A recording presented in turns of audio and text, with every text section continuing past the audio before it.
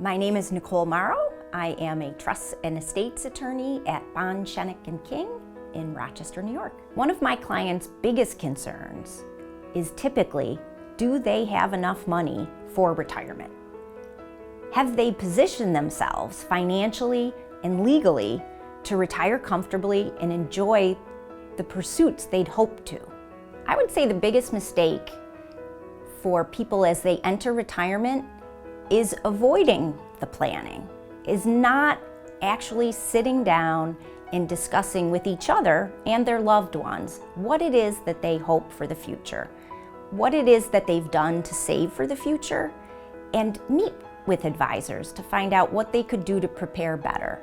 That failure to plan is really the biggest mistake. Many times clients will come to me thinking that this estate planning process is expensive. It's the not planning that can really be expensive. People with modest wealth need to make every dollar count. We need to protect those assets and be sure they're there for the long term when they need the money most. That's what good financial and estate planning can provide you. When it comes time for retirement, I think some of the steps that an individual or a couple should consider are meeting with your financial advisor, an estate planning attorney, and an accountant if you have one. It makes sense to gather your advisors and gather the information that you have about your assets, any estate planning documents, and your wishes for retirement. What is it that you want to accomplish? What are your goals? What do you envision for yourself in your retirement?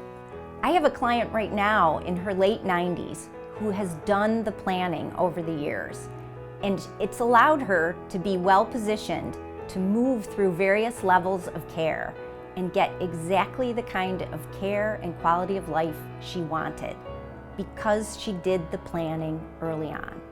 She was diligent about meeting with me and meeting with her financial advisor to be sure that she had the right documents in place, that they were up to date, and that her investments were properly invested and ready for her if she needed to spend them on her care.